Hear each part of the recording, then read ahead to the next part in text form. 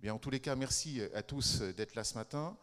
C'est une nouvelle formule que nous inaugurons, effectivement, puisque avant l'Assemblée Générale, qui n'a pas toujours lieu d'ailleurs un lundi, c'est pas forcément la date idéale pour démarrer la semaine, enfin le jour idéal du moins, nous avons donc choisi de faire une matinale de la FTE qui va être tournée autour, bien sûr, du travail des commissions que j'ai le plaisir d'animer avec Armel, Poulou d'EDF, et bien sûr avec Valérie qui œuvre et Annabelle sur le sujet au jour le jour, ainsi que pour les délégations, n'est-ce pas Valérie?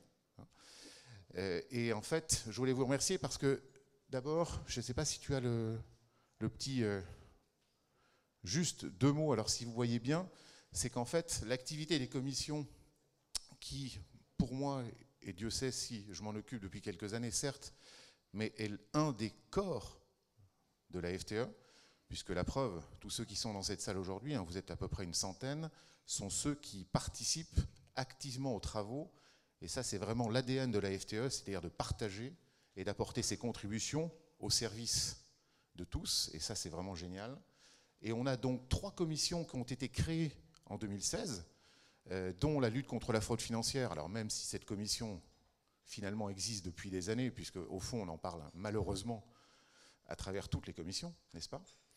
BFR et optimisation du cash, qui est une petite nouvelle commission avec Maude, n'est-ce pas Maude, qui nous dira 2 mots tout à l'heure aussi. Et puis FinTech, alors FinTech, ou finalement FinTech, on ne sait pas trop ce que ça veut dire, donc Ignacio nous en dira plus tout à l'heure.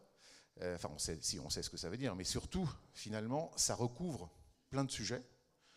Moi, j'ai tendance à dire que FinTech, c'est aussi donc un peu la start-up de la finance, de la technologie, mais au fond, est-ce que ceux avec qui on travaille aujourd'hui, je ne vais pas les citer parce que je ne veux pas faire de pub, mais finalement, ce sont des sociétés technologiques qui nous apportent depuis des années des services bien pour gérer la trésorerie, pour faire les paiements, etc. Donc au fond, de quoi avons-nous besoin aujourd'hui, si ce n'est que les banques, par exemple, s'attachent beaucoup à ces sujets FinTech, parce qu'au fond, il y a une certaine agilité, une certaine façon de faire qui permet peut-être aujourd'hui de résoudre des problèmes de timing, et ça c'est plutôt bien, parce que je crois qu'aujourd'hui, nous tous, on a besoin de temps, on a besoin de gagner du temps, et tout ce qui peut nous apporter de la sécurité, mais en même temps de l'innovation, et en même temps de la productivité, de l'efficacité, ça c'est vraiment formidable. Alors moi je suis un peu, comme on dit en anglais, skeptical, ce matin. D'abord je rentre de Londres, c'est pour ça que je suis cuit, mais en même temps je me dis, ça serait bien que Ignacio, tu nous dises, et vous tous, au fond, quel est l'objet, quelle est la particularité de la sécurité surtout, liée à ces nouveaux métiers, parce qu'on ne peut pas se permettre de faire avec des gens qu'on ne connaît pas bien, et donc comme le trésorier par définition est quelqu'un d'assez prudent, mais en même temps de très innovant et très affûté sur le sujet, ça sera intéressant d'en savoir un peu plus. Donc en tous les cas, Philippe, je me suis permis de faire l'introduction, donc Philippe, voilà. Enfin, je l'avais prévu d'ailleurs. Donc je passe la parole maintenant à Ignacio, pour nous dire quelques mots maintenant sur les FinTech et présenter un peu la matinée avec Armel. Donc on sera les modérateurs tous les deux, on posera les questions et bien sûr vous-même. Et on termine, Valérie, à 10h pile. N'est-ce pas Valérie? 10h? On termine à 10h. Merci Christophe. Bon, comme dans toutes les commissions, on n'a pas seulement une personne, on a 2. Je vous présente Cédric Tessier, qui est le vice-président de la commission et aussi les fondateurs de la société Finescap. Bonjour à tous. C'est lui qui va faire la définition originale des FinTech. Et après, voilà. Effectivement, bonjour à tous. Donc, comme le disait Christophe, la FinTech, c'est quelque chose en fait qui existe depuis toujours. Aujourd'hui, c'est devenu un buzzword, c'est-à-dire que tout le monde parle de FinTech, toute la presse parle de FinTech, les investisseurs sont dingues de FinTech, ainsi de suite. Mais en fait, la FinTech, c'est simplement quelque chose que vous utilisez depuis très longtemps. Sauf qu'aujourd'hui, on peut dire qu'elle connaît une certaine dynamique qui n'existait pas forcément avant. Donc la fintech, à nouveau, je ne vais pas vous donner cette définition-là, hein. C'est donc toutes les startups, toutes les solutions innovantes qui utilisent donc la technologie pour apporter une solution dans le cadre de services financiers. Donc les services financiers au sens large, hein, ça peut être bien évidemment la gestion de la trésorerie, les devises. Donc Romain nous fera une petite cartographie de toutes ces solutions-là. Ça peut être le financement, voilà. Mais la réalité aujourd'hui, c'est que la fintech, c'est quelque chose qui est porté par énormément de capitaux et c'est pour ça qu'on en parle beaucoup. C'est une industrie qui lève à peu près une vingtaine de milliards par an en ce moment.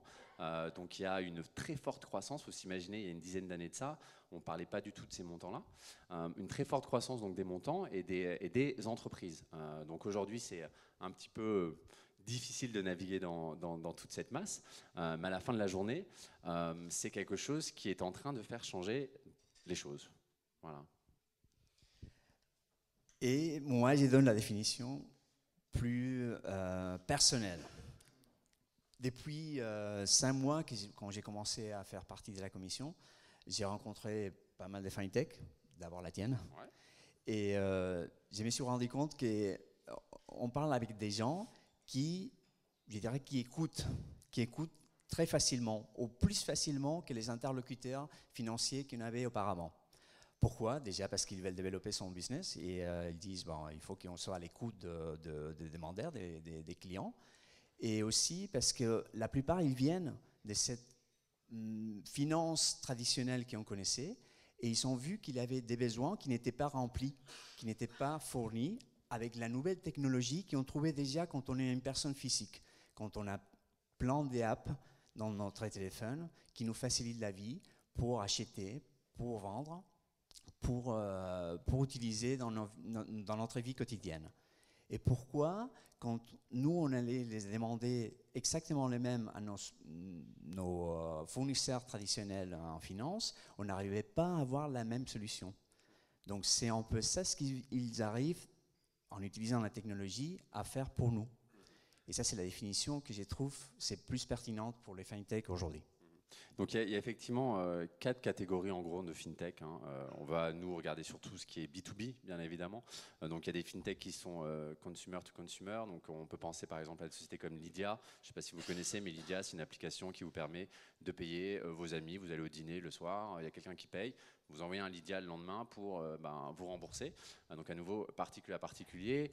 Il y a bien particulier à entreprise, donc ça c'est une petite niche, mais on pourrait penser effectivement à tout ce qui est crowdfunding ou crowdlending, donc un individu qui décide de donner son argent, de prêter son argent ou d'investir son argent en equity dans une société. Vous avez du B2C traditionnel, donc B2C on pourrait penser à des néobanques par exemple. Je ne sais pas si vous connaissez Number26, une néobanque. C'est quoi une néobanque? Très simplement, c'est une nouvelle approche de fournir des services bancaires, notamment N26, une banque mobile, sur la possibilité de créer un compte en littéralement 5 minutes, sans jamais prendre de papier, de rendez-vous. Voilà, c'est très efficace et ça vous donne derrière accès donc, à toute une panoplie de services financiers. Et le B2B, voilà, c'est le plus parlant peut-être pour beaucoup d'entre vous. Le B2B, voilà, c'est une entreprise qui fait donc, avec d'autres entreprises. Donc là, je vais prendre ma casquette Finexcap, par exemple, la facturage sur Internet. Donc nous, on va se baser surtout sur les B2B parce que c'est ce qui nous intéresse comme trésorier, d'accord? Et plus on a différencié 3 volets. C'est ce qu'on appelle FinTech purement, c'est-à-dire services financiers. C'est ce qu'on appelle AssureTech ou assurance technologique, ou et dernière, les Legal Tech. À fur et à mesure qu'on rencontre des fintech, on se rend compte que la plupart ils sont mélangés, d'accord? Peut-être un peu séparément l'assurance, donc c'est celle qu'on n'a pas vraiment encore trop trouvé des fintech, et on va pas se concentrer sur celle-là, sauf si vous, comme trésorier, vous nous dites, écoutez, on a un sujet important, on voudrait que vous le développez, d'accord? Donc dans ces cas-là, on rentrera à voir les fintech qui travaillent sur le secteur, d'accord? Donc à conséquence de ça, nous, on va travailler sur les financements à long terme, sur les financements à court terme, donc de la BFR, les moyens de paiement à devises, les Know Your Customers, qui finalement c'est la compliance, okay, et la blockchain. Oui, la blockchain. Ça sonne un peu bizarre, mais effectivement, on verra avec Cetel tout à l'heure qu'il y a déjà des projets qui peuvent impacter et peuvent intéresser aux trésoriers aujourd'hui. Bon. Peut-être demain matin, mais très très près de ce qu'on parle aujourd'hui, d'accord? Donc, on laisse la parole, excusez-moi, à Romain Amido, parce que pour présenter les FinTech, la meilleure façon qu'on a trouvée, c'est de demander à un FinTech qu'il les fasse. Et Romain, il est le fondateur, non, d'une société qui s'appelle FinTrack. Et en fait, on a un annuaire qui répertorie toutes les solutions financières pour les entreprises, en fait. Donc que ce soit bancaire ou FinTech. Voilà. Merci. Donc aujourd'hui, bon, le sujet a déjà été traité, mais c'est vrai que la FinTech, on en entend beaucoup parler dans l'actualité, à tort ou à raison. Je pense que Cédric a dit une chose qui était intéressante, c'est que la FinTech, au final, elle a toujours existé, vraiment depuis toujours, avec des degrés de technologie plus ou moins importants. C'est juste qu'aujourd'hui, il y a, on va dire, anciennement parlant, c'était des acteurs traditionnels qui opéraient sur la finance, donc majoritairement des acteurs bancaires. Aujourd'hui, avec notamment l'entrée d'énormément de capitaux en investissement, il y a beaucoup de nouveaux projets, donc beaucoup plus jeunes, plus dynamiques et à taille plus petite également, qui ont fait leur apparition. Voilà. Donc, en général, je fais toujours le parallèle entre FinTech et gros chiffres, parce que c'est vrai quand on lit les news, il y a toujours des chiffres qui font un petit peu tourner la tête. Aujourd'hui, c'est toujours le cas, puisque si on prend dans le monde, il y a, comme vous le voyez, plus de 3000 acteurs, voilà, qui font aujourd'hui de la FinTech. Il y en a qui se créent tous les jours, il y en a aussi qui ferment tous les jours, j'imagine, mais il y en a surtout qui se créent avec des modèles toujours plus ou moins innovants. Et aujourd'hui, on a essayé de répertorier, en fait, alors il faut toujours un petit peu catégoriser pour que ce soit plus fluide. Il y a une quinzaine, en fait, aujourd'hui de sujets qui sont traités par la FinTech. Donc le but, c'est pas de les traiter tous aujourd'hui, évidemment, on n'aura pas le temps. Mais le but, c'est vraiment d'arriver au constat de dire 3000 acteurs pour tous les connaître et savoir qu'est-ce qui peut être utile en entreprise. C'est vraiment chercher une aiguille dans une botte de foin. Et concrètement, aujourd'hui, voilà, l'initiative d'aujourd'hui, c'est de vous dire, dans ces 3000, dans une offre en fait pléthorique, qu'est-ce qui peut être utile pour mon entreprise et pour moi-même, dans mon service financier. En fait. Donc on a essayé de dresser en fait vraiment un portrait qui va être vraiment très axé sur le B2B, donc vraiment pour vous en entreprise, à la différence que ça peut être soit des solutions en fait, qui peuvent vous être utiles dans la gestion vraiment purement financière, donc dans votre service financier, ou qui peuvent être aussi bénéfiques pour l'activité de votre entreprise. Voilà, c'est un petit peu les deux. Donc aujourd'hui, j'ai essayé de classifier ça sur quelques secteurs qui sont vraiment importants pour vous. Aujourd'hui, les trois plus travaillés, et qui sont travaillés déjà depuis, à mon sens, une bonne dizaine d'années, c'est trois secteurs en fait. Majoritairement sur tout ce qui est paiement, ça c'est vraiment le secteur qui a démarré le plus rapidement en FinTech, notamment avec des modèles plutôt anglo-saxons pour être franc que français. Mais on a su vraiment s'adapter et réagir très rapidement.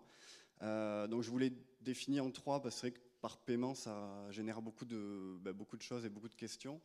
Vous avez vraiment des moyens de paiement comme par exemple TSI, voilà, qui est, il a parlé de Lydia tout à l'heure. On a TSI par exemple qui innove extrêmement rapidement sur les moyens de paiement, qui permet par exemple, c'est un exemple parmi tant d'autres, qui par exemple pour des sites de e-commerce ou vraiment du e-commerce, qui permet également de pouvoir payer en cash. Voilà. Ce qui va un petit peu à contre-courant parce qu'on parle de technologie, on dit ok, on peut accepter du cash, donc voilà, c'est un petit peu un modèle qui est innovant.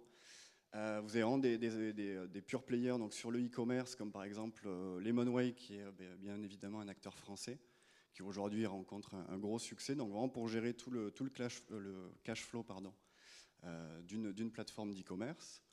Et on a évidemment aussi donc, des terminaux de paiement, donc ça c'est très peu pour vous en utilisation, mais ça peut être intéressant dans vos entreprises, avec un acteur par exemple comme Sync & Go, je ne sais pas si vous connaissez, mais qui par exemple va proposer, et qui propose déjà, de pouvoir payer en carte bleue ou avec un téléphone portable via un écran. Voilà. Dans un magasin par exemple, vous allez acheter une paire de chaussures, via un écran vous pouvez payer soit par carte en mettant votre carte dessus ou votre téléphone, ce qui est quand même relativement innovant. Et vous avez quelque chose maintenant on va dire toujours dans les paiements, qui est beaucoup plus axé sur votre activité, c'est vraiment sur le change de devise.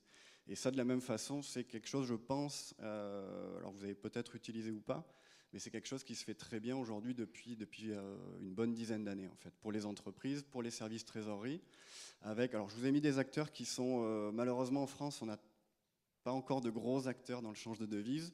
On en a deux, donc avec Eben First et Cantox. Mais on a aujourd'hui beaucoup d'acteurs sur cette partie-là, parce que vous voyez, il y a plus de 500 acteurs qui sont spécialisés dans le change de devises, beaucoup en Angleterre notamment, mais en France un petit peu. Et l'intérêt qu'il y a là-dedans, c'est qu'on trouve un petit peu tout, donc avec vraiment des modèles d'intégration qui sont vraiment du simple au double. Voilà. Donc notamment, bon, vous verrez une présentation un petit peu plus tard, mais avec des choses qui peuvent vraiment très très bien s'intégrer au niveau des ERP notamment, et qui facilitent quand même beaucoup de choses, où avec des multi-paiements, vous pouvez vraiment uploader des fichiers complets de paiement en fait. Donc ça, voilà, c'est vraiment à mon sens en tout cas, le secteur qui a été le plus travaillé pour l'instant. On a aussi le financement qui a assez bien percé, donc via du crowdfunding qui est assez peu destiné aux sociétés, on est d'accord.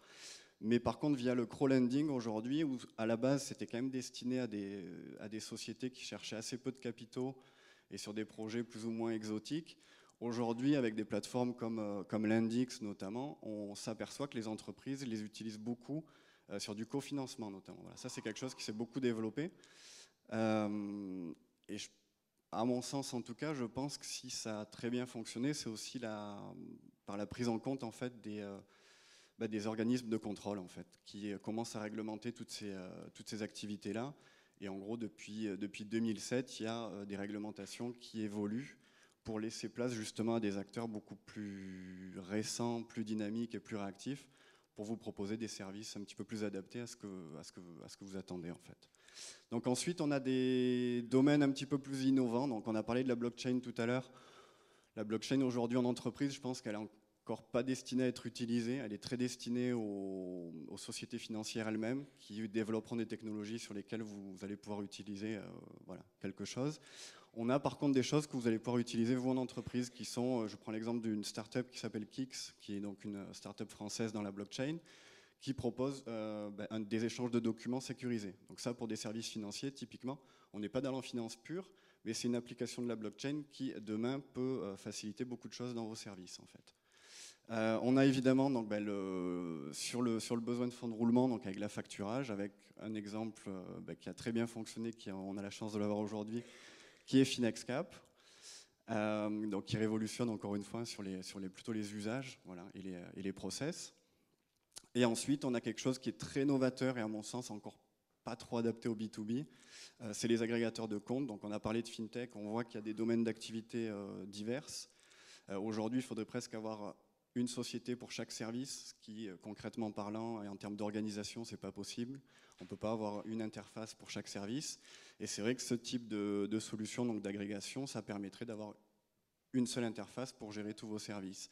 On y va doucement, ça va très bien pour les particuliers. Quelques acteurs se lancent dans le B2B aujourd'hui, donc pour les entreprises. Il y en a 3 aujourd'hui, avec une offre qui démarre, mais je pense que d'ici quelques années, ça va vraiment être le futur, je pense. Voilà, je pense avoir fait un petit peu le tour. On a assez peu de temps, donc je vais pas rentrer trop dans le détail, mais si vous avez des questions, je serai très heureux d'y répondre. Merci beaucoup. Merci Romain. Non, ça c'est pas pour moi. Merci Romain. Ok. Bon, Romain, je ne suis pas d'accord avec toi dans le fait que la blockchain ne puisse pas être utilisée aujourd'hui pour les entreprises. Je pense que oui, tu es à côté, Christophe, qui va te dire qu'il y a des solutions, on cherche des solutions pour les trésoriers des corporates qui peuvent être utilisés à la blockchain. La blockchain, c'est un moyen de sécuriser des informations. Donc pourquoi pas, on ne peut pas l'utiliser nous. Je n'y vois pas la raison. D'accord. Donc bon, merci en tout cas pour cette vision assez large des sujets. On va directement à présenter les FinTech. D'accord. La première, ça va être présenté par Mel. D'accord, donc on change un peu l'ordre. On passe d'abord avec Law & Square. Donc j'invite à Étienne à nous joindre. Merci. Bonjour. Je te laisse passer les slides, mais ça marche. je vais te demander, vous présentez, attends, je passe là. Ça idéalement, ouais. Vous représentez une plateforme mutualisée pour la gestion des financements. Explique-nous d'abord qu'est-ce que c'est et pourquoi ça peut être utile pour un trésorier. Ok, très bien. Donc Loan Square, c'est effectivement une plateforme web sécurisée et mutualisée de gestion des financements structurés. Donc c'est pas n'importe quel type de financement, hein, c'est des gros prêts, des prêts syndiqués. Et voilà, on est parti d'un constat quand on a créé Loan Square, c'est que c'est un domaine qui est assez archaïque. que ce soit en termes de process, en termes d'usage. Il y a beaucoup de papier, il y a des contrats de 500 pages et c'est compliqué à gérer qu'on soit une banque ou qu'on soit un trésorier, un DAF. Donc on s'est dit, voilà, il faut créer quelque chose de novateur et une plateforme web, ça répond à ces besoins. Pourquoi ? Parce que ça vous permet déjà d'avoir accès à l'ensemble de vos banques. On parlait d'agrégateurs tout à l'heure, donc nous l'idée c'est voilà, vous avez 3 banques, vous avez 4 banques, vous pouvez travailler avec les 4 banques sur un seul vecteur, un seul médium qu'est LoanSquare. Vous pouvez également simplifier vos process de trésorerie. Excusez-moi. Vous pouvez également simplifier vos process de trésorerie en vous connectant à LoanSquare pour récupérer les différentes informations financières et réconcilier tout cela.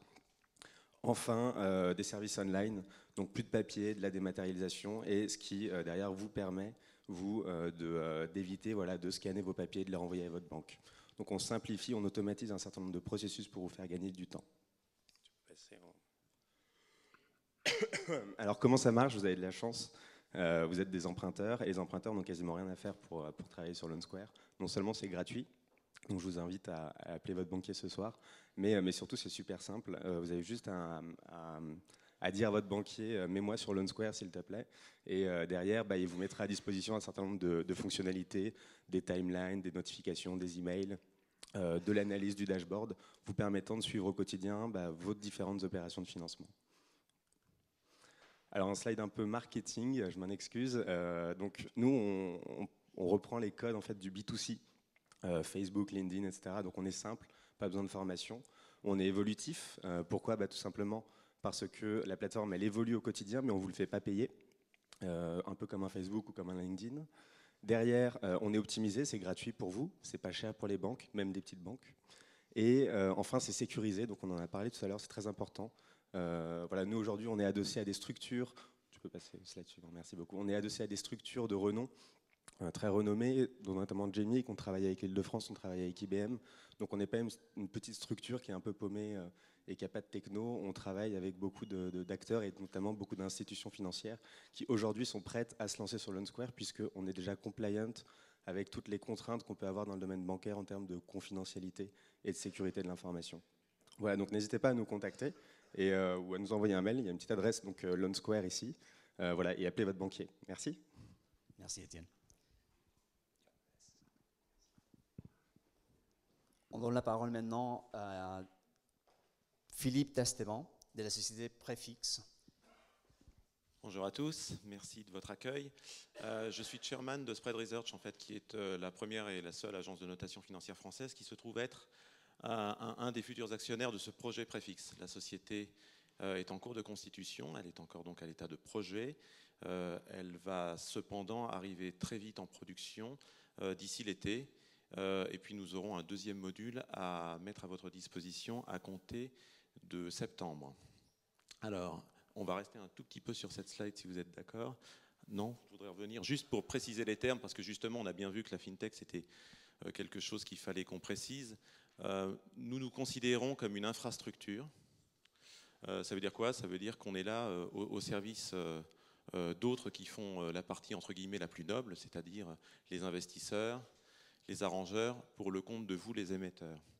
Et nous nous considérons comme des gens qui sont dans la strate inférieure. Nous ne cherchons pas du tout à nous élever au-dessus de notre condition.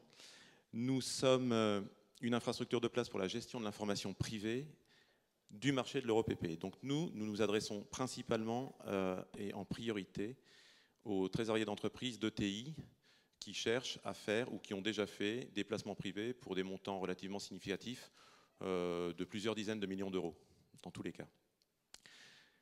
Je veux bien qu'on passe à la suivante, s'il vous plaît. Merci. Voilà, donc ça c'est l'écosystème. Nous allons nous situer ici, quand actuellement, pour faire des EuroPP, il n'y a guère que l'email qui fonctionne. En termes de canal d'acheminement d'informations entre vous, les emprunteurs, les investisseurs qui vont vous financer, les arrangeurs avec 2 R, pardonnez-moi, qui justement font en sorte que la chorégraphie soit efficace, et puis le cas échéant des fournisseurs de services additionnels. Donc comme LoanSquare, nous allons vous offrir un environnement sécurisé qui vous permettra d'échanger des informations d'une manière efficace, sécurisée, fiable, toutes choses dont vous avez absolument besoin, non seulement pour être plus efficace, mais aussi pour satisfaire d'une manière meilleure aux exigences de conformité. Voilà. On peut passer. Merci. On va donc vous fournir des services sur le marché primaire comme sur le suivi de vos emprunts. Sur le marché primaire, c'est plutôt l'arrangeur qui a la main, tant sur la structuration que sur l'exécution. Encore une fois, on va fournir un service électronique naturellement, privé, nominatif et sécurisé. L'exécution se fera avec la gestion des roadshows, la gestion du carnet d'ordre, en fonction du nombre d'investisseurs que vous aurez naturellement. Et puis, vous avez l'autre partie qui est évidemment le suivi de l'emprunt. On parle d'emprunts qui ont une durée de vie de plusieurs années naturellement. Et nous avons des fonctionnalités prévues pour les emprunteurs, les investisseurs et spécialement pour la conformité de ces deux catégories d'acteurs. Et donc pour vous, vous aurez une tenue du registre des porteurs, un suivi de vos investisseurs, une mise à jour des informations périodiques et du suivi de vos engagements juridiques et financiers, donc les covenants, les états financiers, etc. Et cet outil vous sera particulièrement utile quand il s'agira, le cas échéant, d'actionner des waivers. On peut passer à la suite. Voilà. Donc ici, vous retrouvez la sécurité et la confidentialité des données que nous assurons. Le site, les données sont hébergées en Europe, et si on peut, bien sûr, en France. On est en train de finaliser cela. C'est absolument critique pour vous. On est très très proche de beaucoup d'entre vous dans la communauté des trésoriers, des arrangeurs et des investisseurs. Cette initiative est née d'un constat partagé par beaucoup de personnes qui ont un rôle actif à l'intérieur du comité des EuroPP, qui a notamment diffusé la charte des EuroPP. Et donc nous sommes sûrs que les fonctionnalités proposées répondent parfaitement à vos besoins. Et naturellement, nous nous sommes attachés à faire un outil simple, puisque nous prenons le problème à la racine, c'est-à-dire que nous nous adressons vraiment à vous, la communauté des emprunteurs en format EuroPP. Donc c'est un produit conçu pour l'EuroPP. Ce n'est pas une version d'autre chose qui est faite pour les EuroPP. Et voilà, ça vous donne juste un aperçu de ce que nous allons présenter. Nous avons déjà des maquettes et nous serons heureux le moment venu, et c'est très vite, si vous le souhaitez, de vous faire une démonstration. Voilà, donc j'espère que vous retiendrez ce nom, Préfix, qui va vraiment s'enraciner dans le marché des placements privés que nous espérons tous sur la place de Paris, voir se développer et devenir un standard non seulement français mais international. Et cet outil devrait y concourir. Je vous remercie. Merci Philippe. Est-ce qu'on a l'index Non. Donc bon, on a vu la partie financement. Maintenant, on va passer à la partie BFR, d'accord. Naturellement, on invite à Cédric, parce que lui, il fait partie de ça, à nous présenter sa boîte. Rebonjour. Et donc là, je prends la casquette donc FinexCap. Effectivement, donc je suis fondateur et président d'une société qui s'appelle FinexCap. Alors, je ne sais pas si vous connaissez FinexCap. Tu peux directement passer au deuxième slide, Ignacio. FinexCap, c'est une nouvelle société, une nouvelle approche pour l'affacturage. Alors, l'affacturage, ça, pour le coup, vous connaissez certainement tous, en tout cas si vous êtes dans le B2B. Et je ne sais pas si vous avez une opinion favorable ou défavorable, mais la réalité de l'affacturage, c'est que c'est quand même très poussiéreux. C'est-à-dire que la manière dont, effectivement, ce service est rendu donc, à des entreprises, donc à nouveau, à facturer une créance, ça veut dire quoi une créance client? Ne pas attendre le délai de paiement et obtenir son cash immédiatement. C'est coûteux, c'est lourd, c'est long à mettre en place, c'est plein de papiers, il y a une garantie personnelle du dirigeant quand on est une TPE, une PME, enfin bon, voilà, c'est plein de naphtaline. Et donc, quand on a créé FinexCap en 2012, donc ça fait quand même 5 ans bientôt, nous, on est parti du principe que l'affacturage devait être quelque chose de naturel. Et pour être naturel, l'affacturage, notre vision, c'est de se dire qu'il doit être le plus proche de l'endroit où vous faites votre business. Et donc, FinexCap est venu de cette genèse, donc l'idée, comment se rapprocher voilà, de l'endroit où l'entreprise fait son business. Alors, bon, ça peut être un site internet, ça c'est sûr. Hein. Aujourd'hui, FinexCap, c'est une plateforme, notamment hein, sur Internet. Vous pouvez céder des factures en attente de paiement. Donc, très simplement, ça vous prend 5 minutes. Il n'y a pas de papier, il n'y a pas de garantie personnelle. Voilà, c'est transparent. C'est à nouveau, c'est du digital. Mais la réalité, c'est que ça ne suffit pas d'être un site internet quand on est dans le financement. Et donc, nous, on a eu une vision, c'était de se dire qu'il fallait pouvoir pénétrer votre quotidien de trésorier, le quotidien également du DAF, le quotidien du dirigeant. Et donc, on a vraiment approché l'affacturage en interfaçant un outil de financement de facture avec les différents logiciels que vous pouvez utiliser.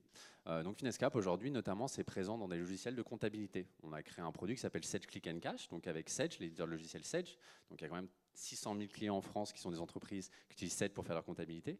Et directement depuis Sedge, donc les entreprises, quand elles sont en train de faire leur compta, peuvent accéder à une ligne de financement de trésorerie en quelques clics, sans papier, sans garantie personnelle. Ça prend 5 minutes de faire une demande de financement. Et à nouveau, voilà, en rendant cette approche plus naturelle.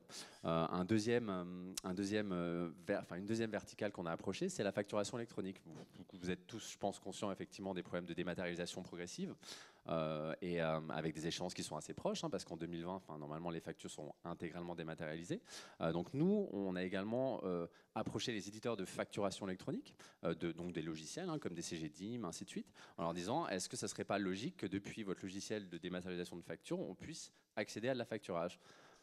Pas difficile à convaincre, puisque notamment nous proposons ce service-là aussi sur CGDIM, donc qui est quand même l'un des 10 plus gros éditeurs de logiciels de facturation dans le monde. Autre verticale qu'on approche, c'est les places de marché B2B. Vous cédez des marchandises sur une place de marché B2B. Quoi de plus logique qu'avoir un bouton d'instant payment qui serait Finexcap ? C'est le cas. On travaille notamment avec Upwork, on travaille avec Amazon. Vous avez la possibilité, quand vous cédez, vous livrez des marchandises ou vous livrez des services, d'affacturer en fait, directement depuis la place de marché B2B. Et le dernier modèle sur lequel on travaille, c'est tout ce qui est reverse factoring, où on va se connecter donc à l'ERP d'un grand donneur d'ordre et on onboard par l'intermédiaire de notre plateforme. Alors ça prend entre 10 et 30 jours de travail, donc c'est très très efficace. On onboard les fournisseurs. Donc ça c'est vraiment ce qu'on est devenu. C'était notre vision des choses. Mais là vous avez quelques chiffres. Donc le financement chez Finexcap, ça coûte entre 0,25% de la taille de la facture, donc sa valeur faciale, jusqu'à 4,8% de la valeur faciale de la facture. Donc c'est très très varié. On finance de l'auto-entrepreneur, de la start-up jusqu'à l'ETI. Notre plus gros client doit avoir 600 millions de chiffre d'affaires. On a 4500 entreprises qui utilisent la plateforme. Donc je compare, ça fait 5 ans qu'on existe. Nos concurrents sont 13 Factor, donc 13 filiales de banque, qui collectivement ont 40 000 clients. 13 Factor qui ont 40 000 clients, il y a 4500 entreprises qui, ces quelques années, ont décidé d'avoir recours à Finexcap. On est référencé auprès de plus de 1500 entreprises. Donc 1500 entreprises, c'est des débiteurs. On travaille avec beaucoup de grands comptes avec lesquels ça se passe très très bien. Pourquoi ? Parce qu'avec nous, c'est plus efficace, c'est la technologie. On a effectivement le 50 000, c'est le nombre d'entreprises qu'on a équipées avec nos outils à nouveau un facturage naturel, donc des logiciels de comptabilité, facturation électronique, ainsi de suite. 75 millions d'euros, c'est ce qu'on a fait sur les 2 premières années en termes de financement. Cette année, on devrait approcher les 300 millions d'euros rien que sur l'année 2017, sur la base de la croissance. Voilà, on est en très forte croissance, c'est les 435%, c'est la croissance annuelle entre 2015 et 2016. On est sur un rythme de croissance d'environ 20% par mois. Et la bonne nouvelle, c'est qu'on a fait très très peu de pertes. On a à peu près 0,04% de pertes. Voilà.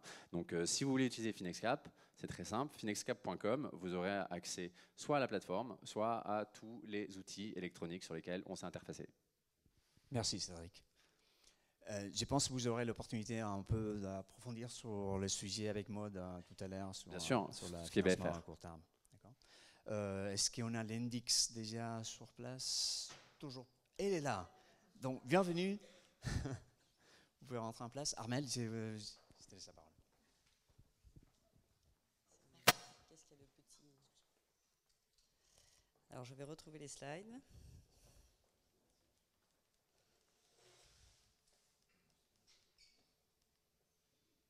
Voilà, je vous laisse la parole.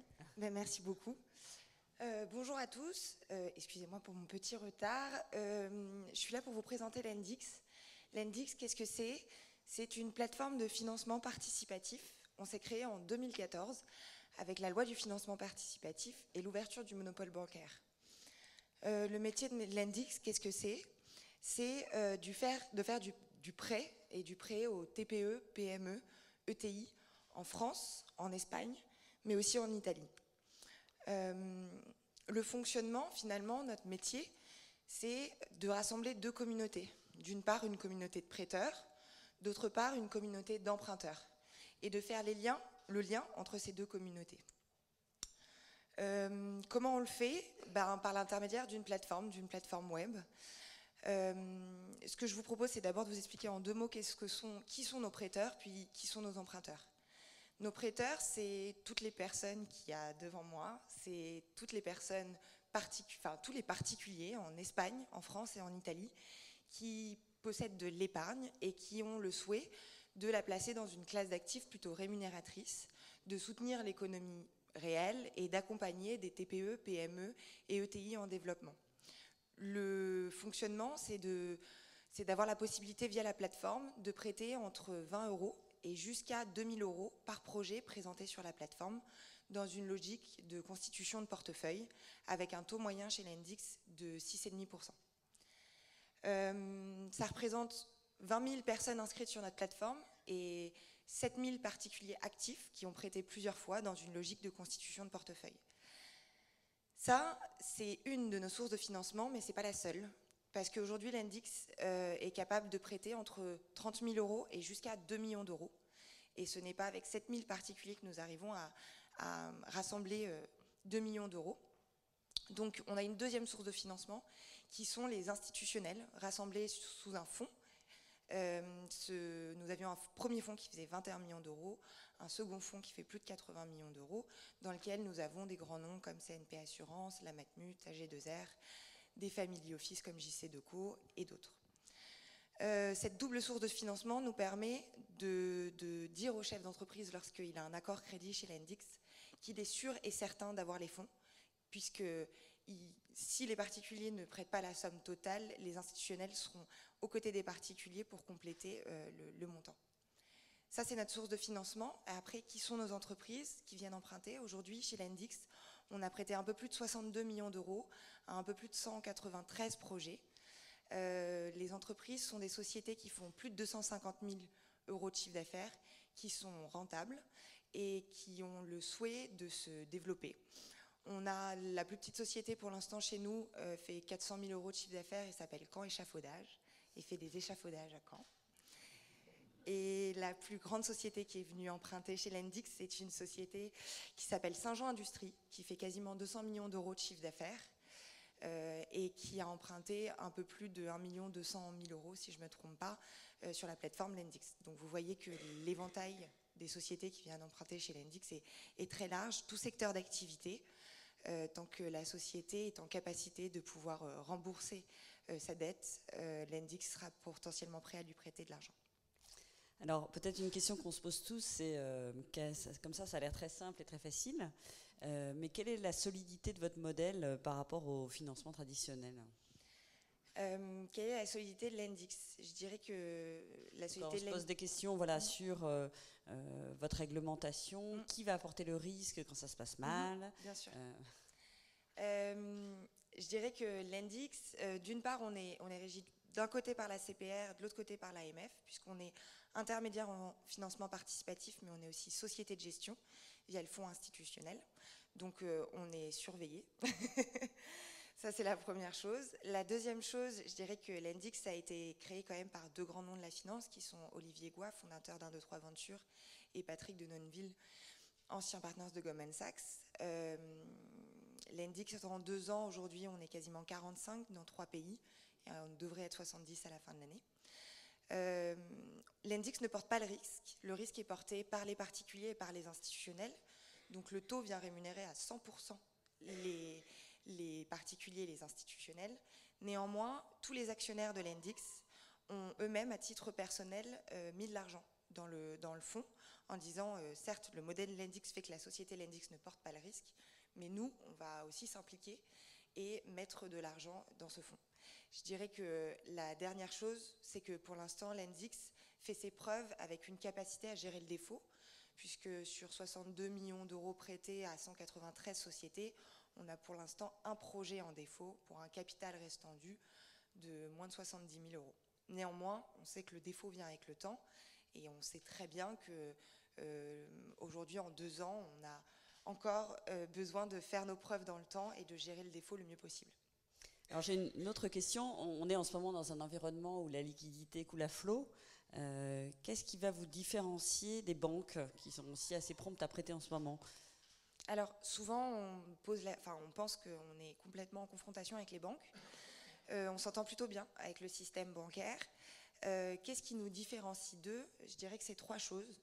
La première chose, c'est notre capacité à répondre vite et à délivrer les fonds rapidement. Aujourd'hui, chez l'Index, quand on nous demande un financement, on est capable d'étudier le dossier et de délivrer les fonds en 7 jours.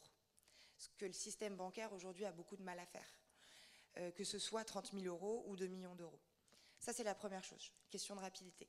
La deuxième chose, c'est le modèle Lendix fait qu'aujourd'hui, on fait des prêts en blanc, sans aucune garantie, sans aucune contrepartie, sans aucun convenant. Et ça, par rapport au système bancaire, c'est une vraie différence et c'est aussi une des raisons pour lesquelles on vient nous voir. Je donne l'exemple de Saint-Jean Industrie. Ils sont venus nous voir pour acheter des machines en Arkansas et en Norvège. Et ils sont venus nous voir parce que le système bancaire ne pouvait pas leur prêter, parce que le système bancaire ne pouvait pas prendre de garantie sur de l'actif qui partait à l'international. Nous, on ne prend pas de garantie, donc cette question est totalement écartée dès le début. Donc ça, c'est la deuxième chose, question de garantie. La troisième chose, c'est des objets de financement. Lendix, aujourd'hui, prête pour des objets de financement où le système bancaire traditionnel ne sait pas ou a du mal à prêter. Tout ce qui est intangible, financer la croissance, l'embauche, ce qu'on peut assimiler à du BFR de croissance, finalement. Tout ce qui est intangible, et puis après des objets de financement assez particuliers, le développement à l'international, mais aussi du rachat de parts sociales, refinancer des comptes courants d'associés. Tous ces objets de financement où la banque traditionnelle a du mal à prêter, et ben nous, on est en capacité de pouvoir le faire. Et c'est comme ça qu'on se démarque du système bancaire. Très bien, je vous remercie. Merci. Merci Amélie.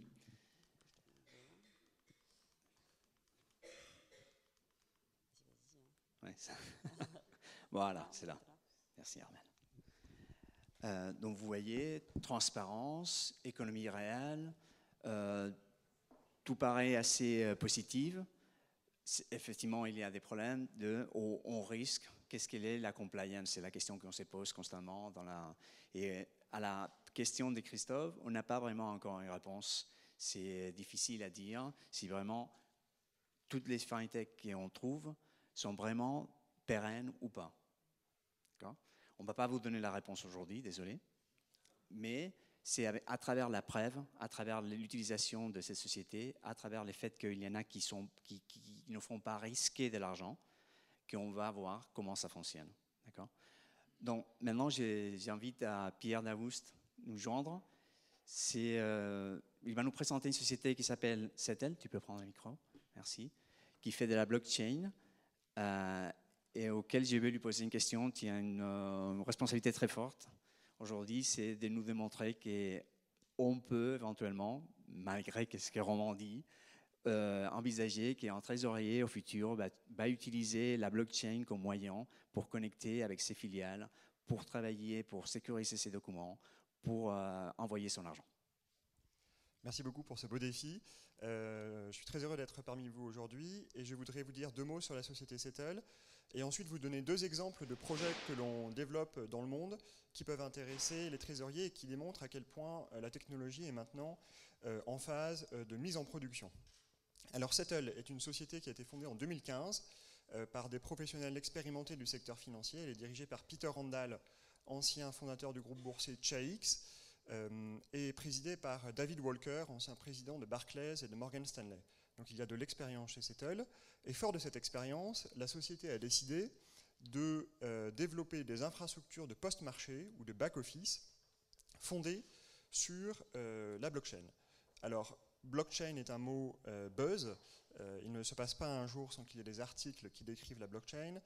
Chez Settle, nous avons développé notre propre technologie, qui n'a donc rien à voir avec le Bitcoin, avec l'Ethereum, qui est une technologie propriétaire, et que nous avons développée pour faire 4 choses.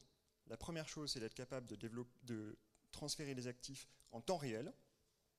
Deuxième chose, c'est d'être capable de déplacer des très gros volumes d'actifs. Et nous avons testé notre technologie fin d'année dernière à plus d'1 milliard de transactions par seconde.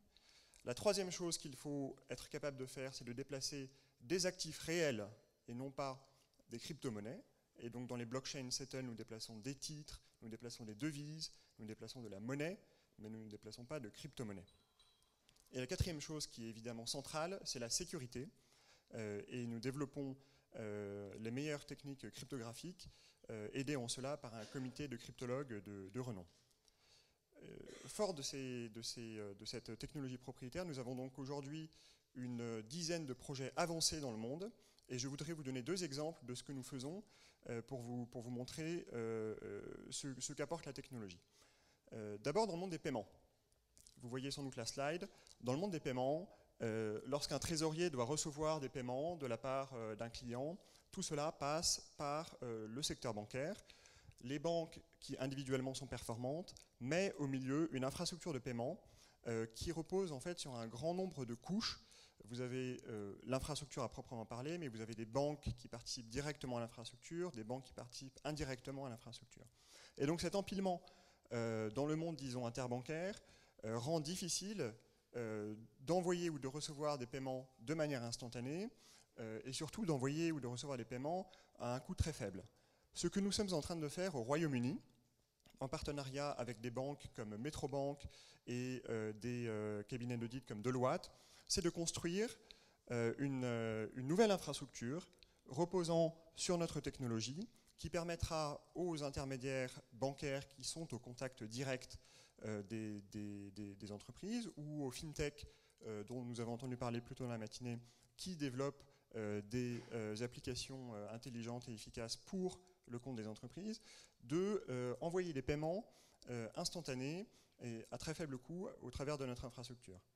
Nous sommes encore en phase de test et de développement, mais dans les prochains mois, cette infrastructure verra le jour au Royaume-Uni dans un premier temps, et nous tâcherons de la développer dans d'autres pays, et permettra de réduire considérablement les coûts et les délais liés au traitement des paiements par les trésoriers et par les entreprises. Le deuxième exemple que je voudrais vous donner, c'est celui que nous développons sur le marché d'échange. Le marché d'échange, encore une fois, est un marché dans lequel les entreprises n'ont pas de prise directe. Elles passent en général par leur intermédiaire, que ce soit un intermédiaire bancaire ou les nouvelles fintech émergentes, TransferWise, etc. Mais ensuite, lorsqu'une entreprise a besoin de prendre une couverture contre un risque de change, il y a quelqu'un qui va prendre ce risque. Et le mécanisme par lequel le risque est transféré de l'entreprise au preneur de risque final passe, encore une fois, par une infrastructure qui repose sur un empilement de plusieurs couches complexes et coûteuses parce que, pour des sombres raisons de back-office que je ne développerai pas ici, effectuer des transactions de change, échanger des dollars, de l'euro, etc., c'est aujourd'hui compliqué, et donc seuls quelques grands acteurs le font, et ces grands acteurs sont du coup le point de passage obligé pour l'ensemble des clients finaux qui veulent se couvrir contre un risque, ce qui résulte dans des coûts de transaction importants. Ce que nous faisons avec une autre start-up qui s'appelle Cobalt, c'est que nous développons à nouveau une infrastructure, ici, qui viendra permettre aux utilisateurs finaux, donc les trésoriers, les acteurs du secteur financier qui ont besoin de se couvrir, de prendre les couvertures de change sans devoir passer par les quelques points de passage obligés qui exercent un pouvoir de marché de par leur position concurrentielle. Et donc ce projet-là, qui va voir le jour dans quelques semaines au Royaume-Uni, mais avec une dimension globale, va permettre de réduire ses coûts. Alors évidemment, tout ça ne va pas se faire en un jour. Le projet que nous lançons dans quelques semaines ne traite qu'une seule des couches de cette infrastructure complexe que j'ai décrite, et nous ajouterons peu à peu de nouvelles couches au fur et à mesure des mois. Voilà, j'espère vous avoir montré avec ces deux projets que si le monde de la blockchain est beaucoup un monde de débat d'idées, il y a également des startups sérieuses qui développent des projets concrets qui vont voir le jour dans quelques semaines et qui apportent un vrai bénéfice pour les utilisateurs finaux de la finance, que sont les trésoriers, principalement une réduction de coûts, une réduction de délai et une amélioration de la traçabilité et de la sécurité. Je vous remercie. Merci Pierre. Donc maintenant j'ai envie Bien sûr. Ce qui sera intéressant effectivement tout à l'heure, mais parce que le temps passe, donc on a une table ronde et on a un horaire à respecter, c'est de poser la question, vous parliez de Metrobank, qui est une banque plutôt low cost, on va dire, hein, ouvert 24/24. Moi j'aimerais bien tout à l'heure avoir l'avis d'une banque dans la salle, hein, Frédéric notamment. Si tu veux, tu donneras ta position tout à l'heure par rapport à ces activités, parce que c'est franchement intéressant d'en savoir un peu plus sur le sujet. Hein, Ignacio, on est... Hein, Dac.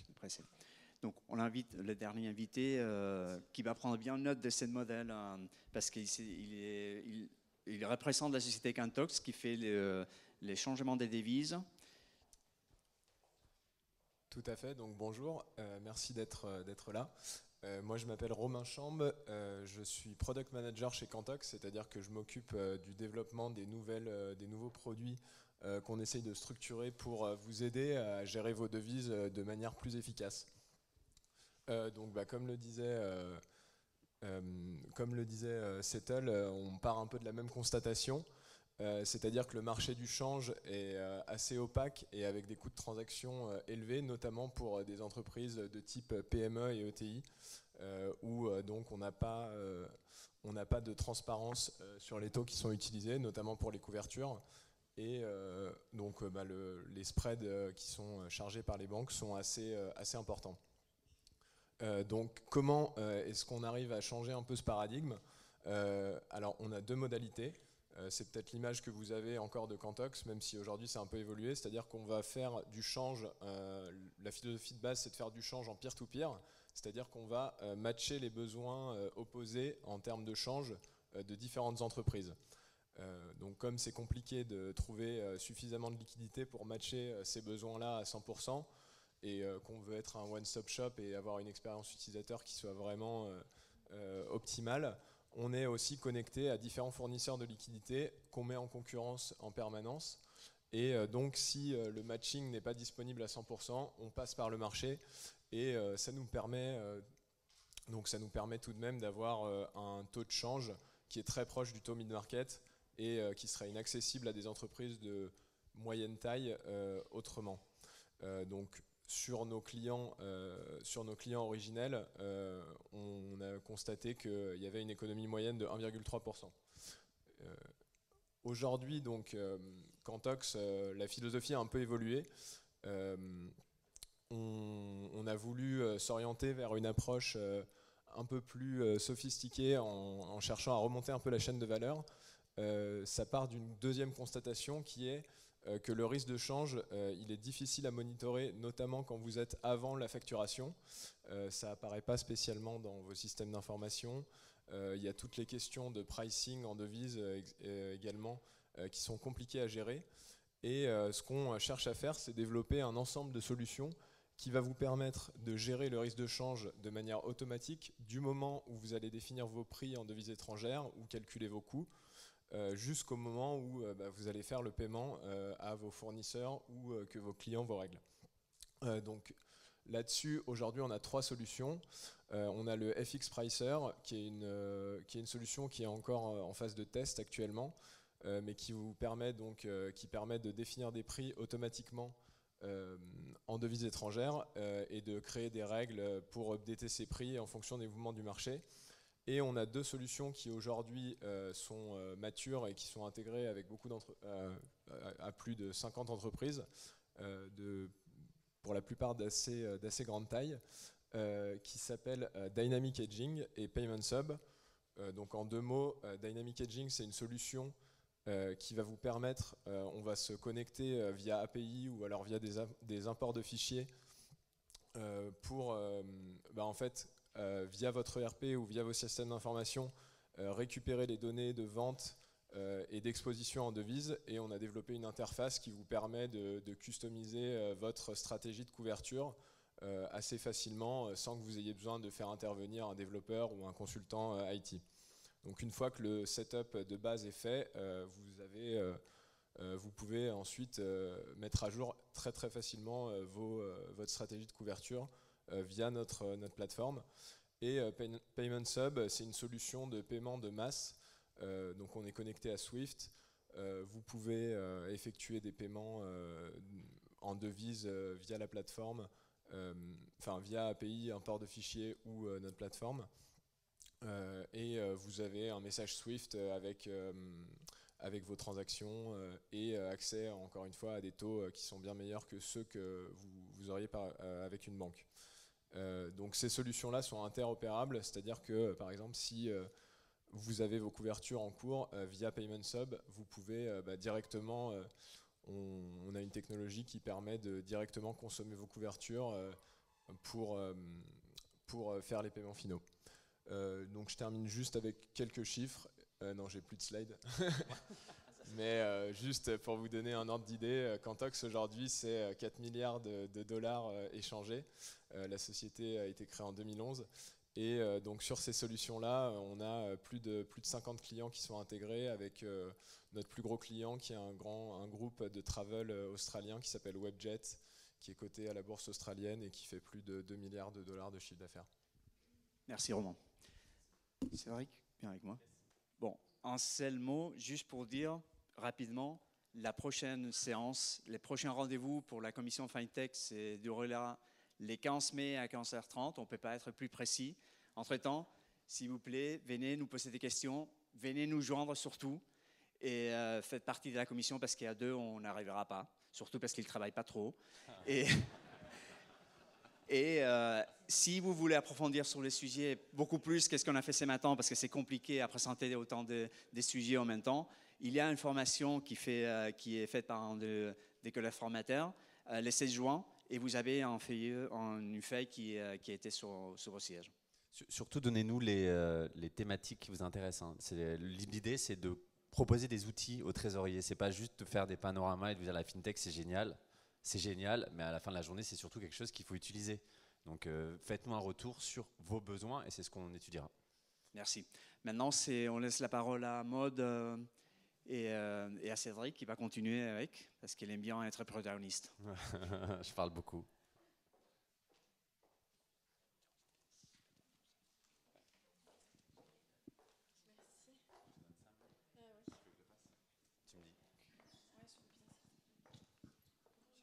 Bonjour à tous.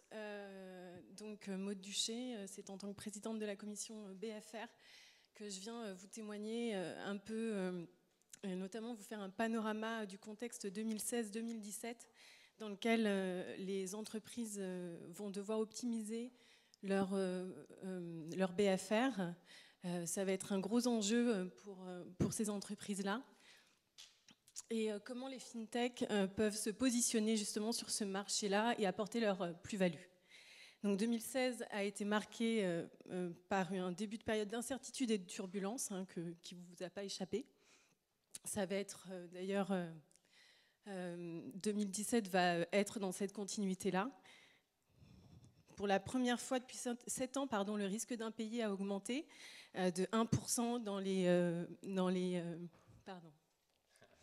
les différentes régions du monde. Ce n'est pas un exercice auquel je me prête habituellement, je suis désolée. Donc avec notamment une augmentation de 6% des défaillances en Amérique du Sud et en Asie. En revanche, les entreprises françaises pourront miser sur le renforcement de la croissance en France et en Europe. Ce sera donc la fête des voisins, avec une croissance attendue de 1,3%. Les défaillances d'entreprises, elles, ont baissé en 2016, et ça va être aussi une tendance de 2017. Les créations d'entreprises, elles, ont augmenté de 10%. Donc le contexte monétaire...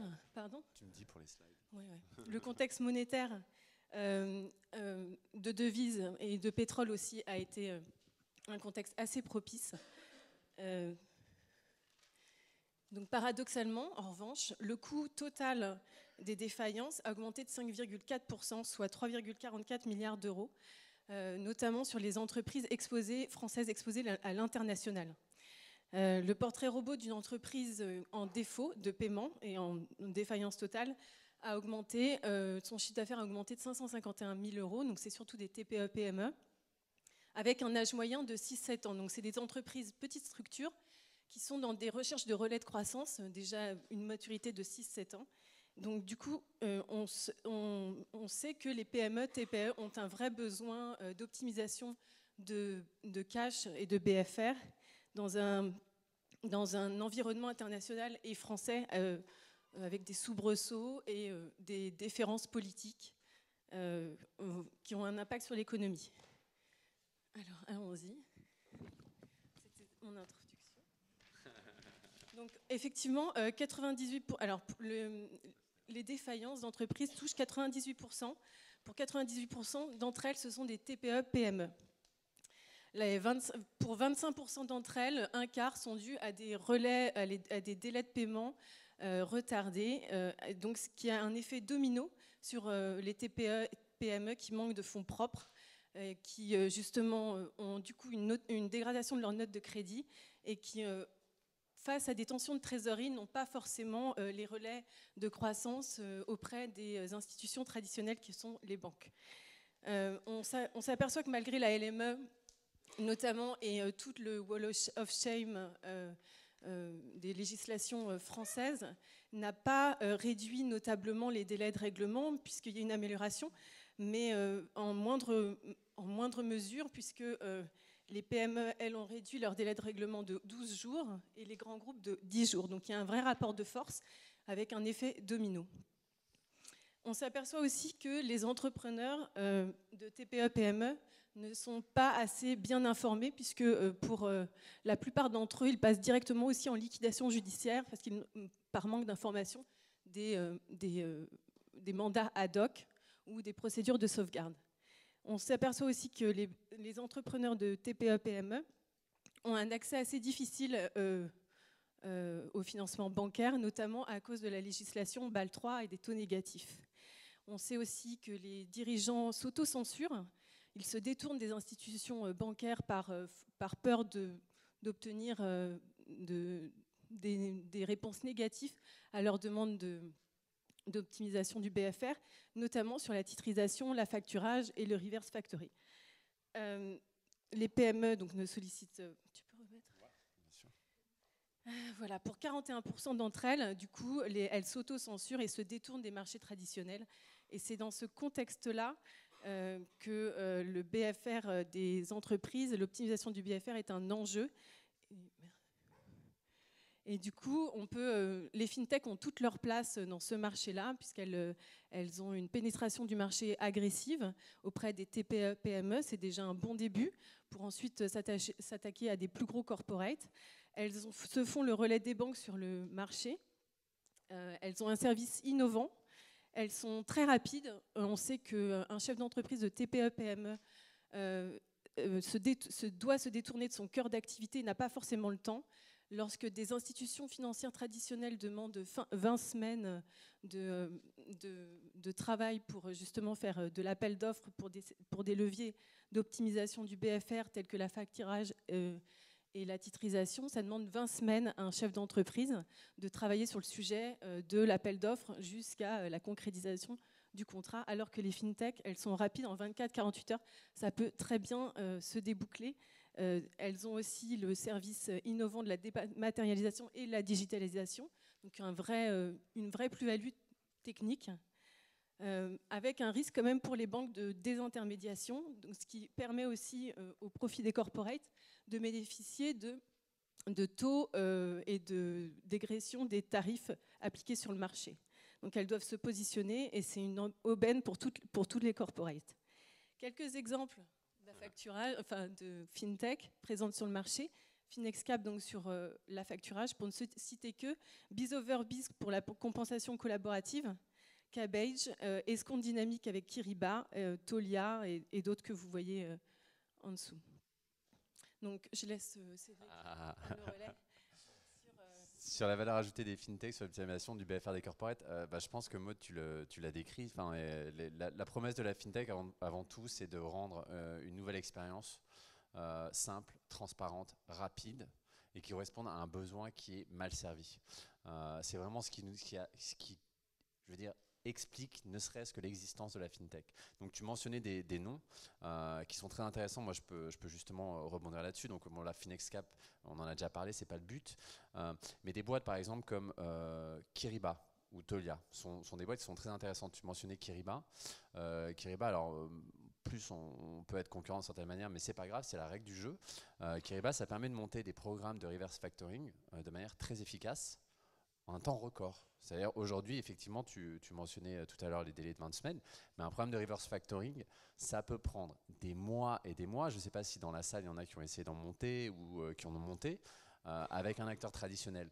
Quand on le fait avec un Kiriba ou avec un Finexcap, c'est une question à nouveau de quelques jours ou quelques semaines, sous réserve bien évidemment qu'il y a la collaboration de l'entreprise, du corporate, mais c'est quelques jours, quelques semaines. Et je parle, en ce qui concerne Kyriba ou en ce qui concerne Finescap, de programmes d'affacturage inversé déployés sur des milliers de fournisseurs. Donc ce n'est pas juste simplement un mini-programme parce qu'on est une fintech, c'est simplement qu'on est capable de le faire plus simplement. Une autre boîte qui est intéressante ici aussi, c'est Fundbox. Fundbox, c'est à nouveau c'est une fintech pour le coup américaine, mais qui permet directement sur la base des extractions de vos logiciels de comptabilité, quand on a un corporate, d'accéder à des lignes de financement revolving qui correspondent donc à vos besoins, sans que vous ayez besoin de fournir aucune information supplémentaire à l'entreprise. Et littéralement, c'est un bouton qui est disponible sur vos logiciels, à nouveau des ERP, donc qui travaillent avec les équivalents de, ici on ne les a pas forcément comme outils, mais les équivalents de ce que vous aurez comme un SAP ou un Oracle, voilà, pour ces Américains, ils ont la possibilité d'avoir ça. Donc pour répondre à ta question, la valeur ajoutée, c'est vraiment répondre à des besoins plus facilement, plus simplement, de manière plus transparente, plus rapide. La digitalisation, qui est aussi la valeur ajoutée des fintech, bien sûr. Le savoir-faire technique que les institutions n'ont pas, et justement ce sur quoi elles se focus, parce qu'elles ont été contraintes par BAL 3 et toutes les réglementations à se concentrer sur leur activité traditionnelle, et elles font prendre de vitesse. Et ça a un impact très bénéfique sur le marché, dans l'économie réelle, pour bénéficier de tarifs sympathiques. Yes, je suis d'accord. Voilà. Ignacio, il va justement, comme je travaillais, il est parti.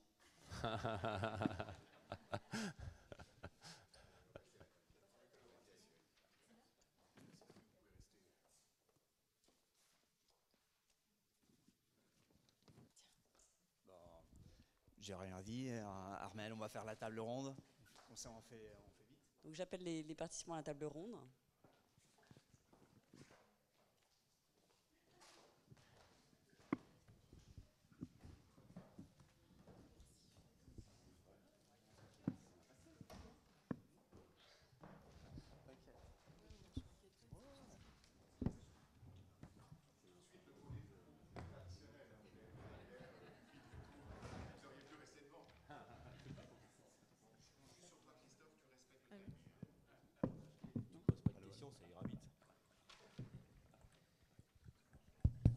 Ah, si, ça marche. Donc l'idée de la table ronde, c'est de pouvoir... je pense que ces présentations sont tout à fait intéressantes, mais elles nous interrogent un peu parce qu'au-delà du développement de ces fintech, on se pose sans doute la question de savoir quel lien il y a entre cet environnement et ma réalité à moi, de trésorier, qui est peut-être dans une entreprise de taille assez importante, qui n'est pas forcément la même agilité, la même capacité, qui se pose aussi des questions par rapport à la sécurité. Est-ce que c'est pour moi? Est-ce que c'est pour des... On a beaucoup parlé de TPE. Est-ce que c'est pour des TPE? Est-ce que ça me concerne? Et donc on va profiter de cette table ronde pour poser ce genre de questions, mais aussi pour évoquer un thème qu'on n'a pas abordé pour le moment, qui est l'instant payment, qui est un thème dont vous devez beaucoup entendre parler. Et là encore, je pense que ce qui est intéressant sur l'instant payment, c'est de comprendre ce qui se passe et aussi de pouvoir faire le lien entre la réalité, entre ce sujet et l'impact que ça peut avoir dans votre métier, dans votre organisation. Donc je voulais demander à Christophe, qui est un grand spécialiste du sujet, de déjà peut-être nous rappeler ce qui est en train de se passer en ce moment et dans quel contexte l'instant payment se développe. Alors l'instant payment, c'est avant tout, c'est en train de se créer sous impulsion réglementaire et institutionnelle, puisque l'Europe annonce un scheme pour la fin de l'année pour processer ce que je projette là à l'écran.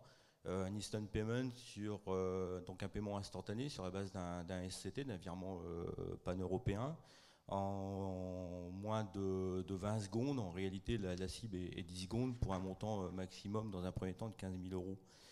C'est 24 heures sur 24, 7 jours sur 7, 365 jours sur 365 jours. C'est aujourd'hui une véritable révolution. On n'a aucun moyen de paiement qui fonctionne de cette manière.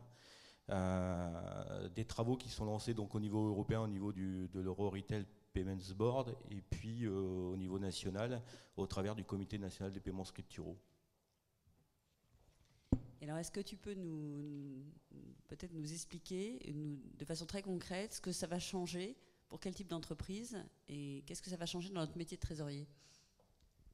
Ça va surtout changer notre façon de payer au quotidien nos achats, nos services, tout ce qu'on veut. Pour le monde du commerce, c'est encore une fois une véritable révolution. Aujourd'hui, on est sur un modèle essentiellement basé sur la carte qui est, à mon sens, un peu dépassé. Pour plusieurs raisons, puisque on parlait à l'instant d'un modèle pan-européen. La carte, si c'est un vrai moyen de paiement interopérable et vous pouvez payer avec elle, quel que soit le montant en fonction de votre encours de carte et le pays où vous êtes, pour autant c'est un modèle qui reste très cher. On empile les coûts. Quand on est commerçant, c'est extrêmement cher. C'est le seul moyen de paiement qui comporte encore de l'interchange. Un interchange variable sur le montant. Donc on en vient à considérer les banques et les réseaux comme des apporteurs d'affaires. Depuis quand? Ce moyen de paiement, il est là aujourd'hui uniquement pour comment dirais-je, solder une relation commerciale. Je te vends quelque chose et tu te libères de ta dette. Aujourd'hui, derrière l'Instant Payment, ce qu'on cherche à faire, c'est trouver des services à valeur ajoutée qui peuvent être autre chose que ce qu'on peut connaître aujourd'hui, de la facilité de paiement, ce que la carte peut proposer, finalement, 3 fois sans frais. Mais c'est aussi le modèle carte, un moyen de paiement extrêmement fraudé. On vient de parler de BFR avec Mode. La fraude sur le moyen de paiement carte augmente d'année en année, surtout sur le e-commerce.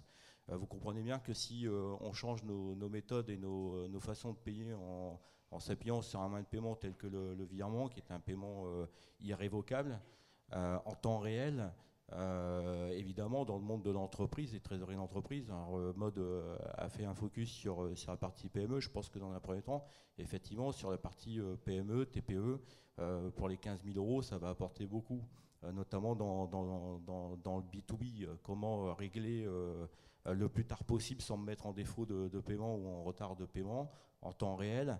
Dans les corporates que nous pouvons représenter au sein de la FTE, les grands retailers, c'est aussi dans le C2B ou B2C, et vraiment une vraie alternative à la carte. Et puis, pour aussi, pourquoi pas, quand vous avez un client en face de vous, vous avez besoin de lui verser un montant, un geste commercial, etc. C'est beaucoup plus parlant de lui faire en temps réel, qu'il le capte tout de suite sur son mobile, qu'il attende 10 jours d'avoir une lettre chèque ou 3 jours un virement sur son compte bancaire. Donc il y a plein de cas d'usage, on en a cité beaucoup. On a appris la semaine dernière que les banques malheureusement commençaient à travailler le P2P. Moi j'y vois une bonne nouvelle, puisque ce scheme dont on parle à la fin de l'année, il est optionnel pour les banques. Ça veut dire que si je veux te faire un paiement sur ton mobile, il faut que ta banque adhère à ce scheme, il faut aussi que ma banque adhère à ce scheme. Donc tu transposes ça dans le monde du commerce, c'est exactement pareil. Pour le coup, si les banques françaises travaillent le P2P, ça veut dire qu'elles vont adhérer au scheme. C'est l'étape suivante, puisque la DSP2 va apporter beaucoup sur les initiations de paiement. Là aussi, c'est une véritable révolution, parce que seules les banques peuvent initier des paiements, jusqu'aujourd'hui.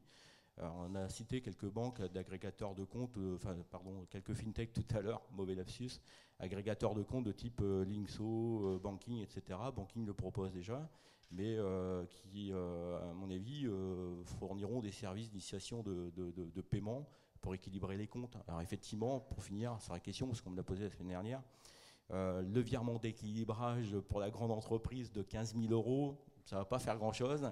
Dans un premier temps, ça c'est sûr. Mais il ne faut pas oublier que le trésorier d'entreprise ne fait pas que des équilibrages. Il a aussi des salaires à payer, des paiements fournisseurs, des remboursements clients et de la collecte. Je vais poser une question sans doute très bête, mais quand tu dis que ça peut remplacer la carte, c'est-à-dire que le client, le consommateur qui va dans un magasin, il paye quoi avec son mobile dans ces cas-là? Alors, j'ai une petite précision. Je pense que dans un premier temps, ça va être une vraie alternative à la carte. Avant de remplacer la carte dans les usages en France, ça va prendre un peu de temps. La carte, c'est à peu près 50% des moyens de paiement utilisés en France actuellement. Oui, la technologie va reposer sur le mobile, clairement. Mais on en a un peu parlé ce matin, où Romain citait quelques fintech, notamment dans les terminaux de paiement. C'est une véritable révolution, parce que là aussi, le TPE, le terminal de paiement électronique, là où vous mettez votre carte quand vous faites un achat en proximité, ça nécessite de le faire réellement évoluer, quoi. Donc des technologies où effectivement on passe le terminal sur un écran et que ça déclenche quelque chose derrière de type, enfin on utiliserait du NFC ou certainement autre chose, je pense que c'est sans contact pour le coup, et de déclencher un paiement instantané par virement plutôt qu'une carte. Et moi, commerçant, avoir la garantie d'être payé en 10 secondes, je peux laisser partir mon client avec ce que je lui ai vendu.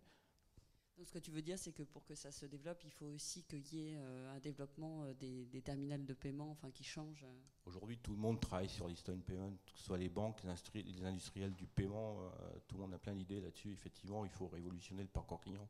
Et c'est bien là l'enjeu, le premier enjeu, c'est que cette nouvelle façon de payer va apporter davantage que le fait de payer par virement instantané. C'est des services, c'est du parcours client, c'est de la fluidité.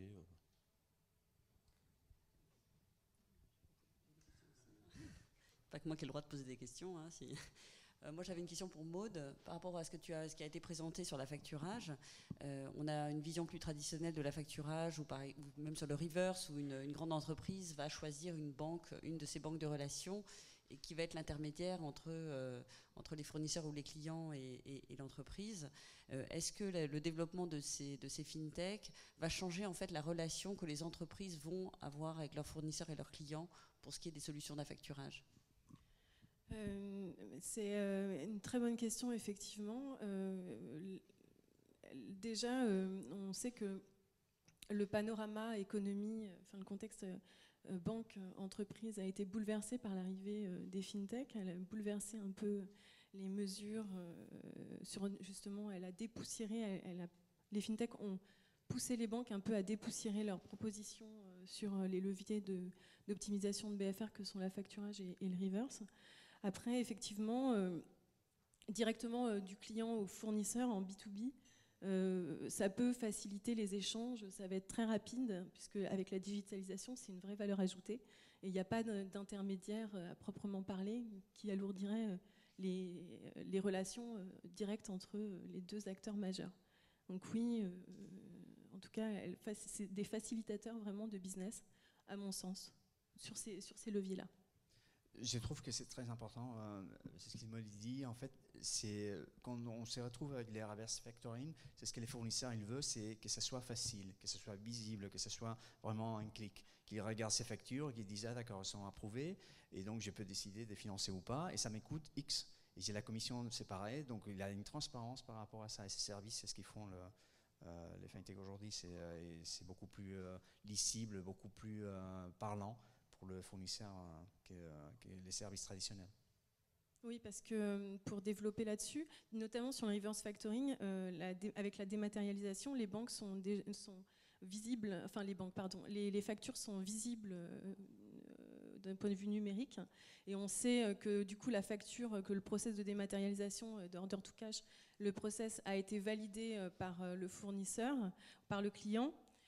Du coup, le fournisseur peut choisir d'encaisser directement avec un taux, ou bien d'attendre la date d'échéance. Donc déjà, c'est une sécurité aussi sur ces prévisions de trésorerie. Et ce qui est très intéressant pour lui, c'est une sécurité. C'est au moins l'information aussi. Mais il y a beaucoup de travail à faire encore, hein, parce qu'il y a des fournisseurs, nous, on n'a plus des fournisseurs juste seulement français, on a tous des fournisseurs étrangers. On a besoin de financement à l'international. On n'a pas besoin de financement en France. Les fintech, ils peuvent, au moins, ils commencent déjà à regarder la customisation du service, c'est-à-dire pour un cas réel, avec Cédric, on regarde un financement Mexique, Chine, France. Mais à l'ensemble, d'accord. Donc c'est comment on peut regarder, voir ça plus en détail avec les clients. C'est plus facile de s'approcher via une fintech parce qu'on regarde tête à tête qu'avec une banque. Non, j'ai juste une question. En fait, on parle, je trouve, c'est intéressant, mais de réalité finalement augmentée ou de réalité virtuelle, parce que moi je suis un peu, entre guillemets, intéressé, mais sceptique, dans la mesure où on a quand même, dans nos métiers, vraiment un besoin de solidité, de fiabilité, et depuis ce matin, on écoute finalement, tout est plus simple, et là je pense qu'on s'adresse, et là je rejoins un peu ce que tu disais Maud, au nouveau comportement. Le parcours client chez Orange ou chez d'autres sociétés est en train de se modifier, et le fait de proposer des solutions alternatives simples mais néanmoins sécurisées, comme bien sûr le paiement par mobile, évidemment, dont je m'occupe précisément chez Sodexo en particulier, et je me dis, j'ai toujours ma question en tête, hein, mais les traditions, au fond, les banques comme Métrobanque ou voire même, mon cher Frédéric, HSBC, ou d'autres, hein, je ne sais pas s'il y a d'autres banques dans la salle, bien sûr, sont très intéressés par ces fintechs, mais au fond, derrière ces fintechs, est-ce qu'on n'a pas des grands opérateurs, des grosses boîtes, qui poussent un peu les fintechs comme une sorte de nez qui prend un petit risque, et au fond, si ça fonctionne, c'est très bien, si ça ne fonctionne pas, c'est un peu moins grave, enfin, peut-être pas pour l'Index quand même, si elle est toujours là, voilà. Voilà, toujours là-bas. Donc Frédéric, je sais pas, je t'embête, hein, mais tu n'es pas obligé de répondre. Hein. Tu veux le micro, Frédéric?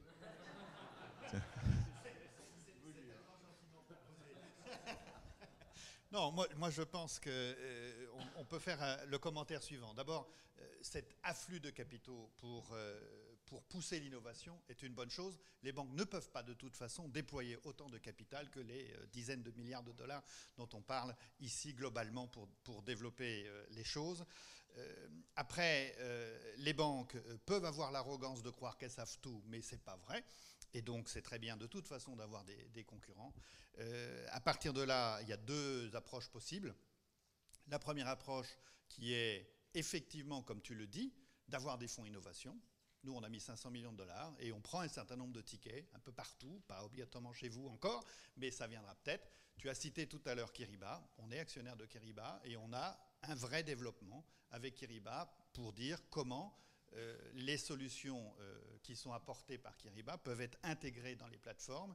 Et la deuxième approche, c'est effectivement que chacun d'entre vous, mais j'ai été suffisamment de l'autre côté pour m'en rappeler, on ne veut plus être dépendant de solutions host-to-host avec des banques, on veut des architectures ouvertes, et ça nous oblige de travailler avec vous pour ouvrir nos architectures et être prêts à intégrer les différents services. Donc, je ne vois pas ça du tout, contrairement à ce que tu sous-entends, comme une vraie attaque. C'est pour moi une vraie opportunité.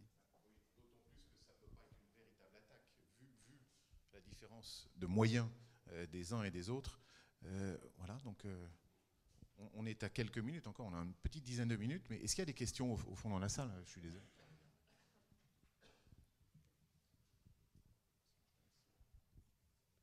Alors, moi j'ai une question, c'est quand on est un groupe d'une certaine taille qui n'est pas peut-être plongé chaque matin dans l'innovation, comment on fait pour approcher une fintech? Comment on est sûr qu'on a approché la bonne et qu'elle ne va pas péricliter au moment où on aura installé, on l'aura onboardé? Comment on fait? Voilà, c'est pour Ignacio. C'est facile, on pose la question à l'AFT. On fait knock-knock et on dit qui vous connaissez qui fait ces sortes de services. Et après, on demande un trésorier qui a déjà fait, qui a déjà utilisé, et on lui demande l'expérience qu'il a eue. Et si on n'y croit pas trop au trésorier, on demande un deuxième trésorier. Et il va vous dire son avis qui va être pas exactement le même, mais peut-être semblable. Et c'est par expérience. La première fois, c'est un peu difficile de faire passer ça. Mais j'ai un petit... comment j'ai fait à mon niveau personnel, c'était... J'ai mis aussi au CAC dans la recherche. Pas dans la recherche, parce qu'ils ne cherchent pas, mais dans l'approbation, disons, définitive. Il y a toujours un besoin d'un tiers qui formalise. Oui, ça peut être... il ne va jamais certifier, parce que ça coûte de l'argent, mais au moins donner un avis... semi-professionnel, ça aide, au moins pour des engagements pas trop forts. Hein.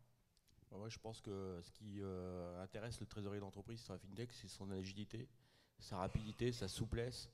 Et donc ça vaut aussi toute prise de risque.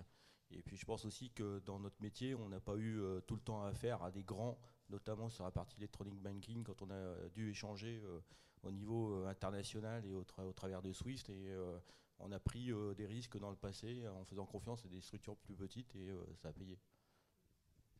Alors, moi, peut-être ce que je peux dire, c'est que...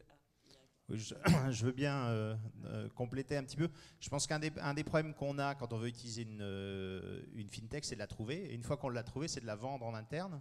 Et aujourd'hui, la meilleure solution pour pouvoir vendre une fintech en interne, ça peut être d'utiliser d'autres startups. Il y a des startups de notation. Il y en a une par exemple comme Early Metrics qui va effectivement vous donner une note sur quel est l'espoir de survie, j'appellerais ça comme ça, d'une entreprise pour des coûts qui, pour en tout cas un groupe moyen ou grand, est relativement raisonnable. Mais il y en a peut-être d'autres, hein, j'ai juste rencontré celle-là. Si, on a une devant nous, FinTrack, il fait aussi... Et puis il faut tordre un peu le cou de sa direction des achats, qui va vous demander 3 ans d'historique, un chiffre d'affaires de X millions d'euros.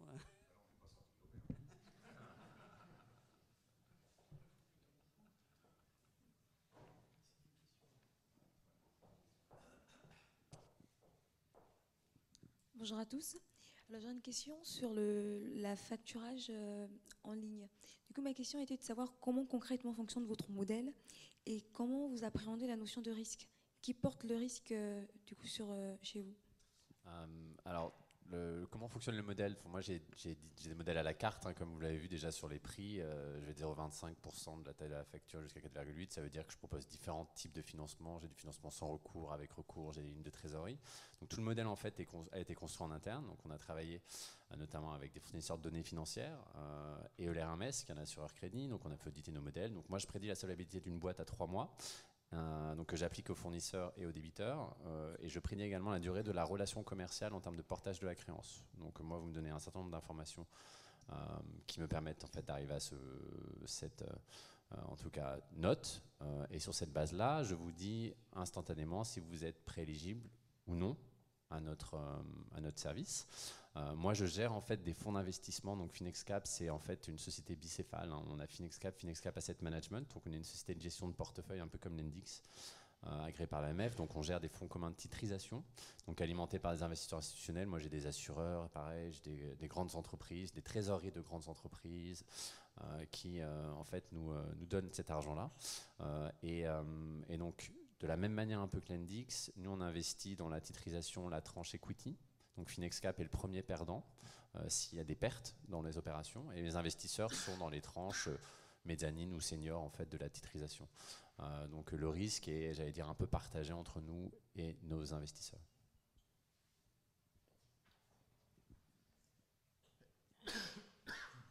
Bonjour. Moi, j'ai une question qui rejoint un petit peu ce qui vient juste d'être demandé, en fait, en termes de sécurité et de responsabilité. Alors, je m'explique. Lorsque j'étais chez Valeo, j'ai mis en place un TMS là, sur 27 pays.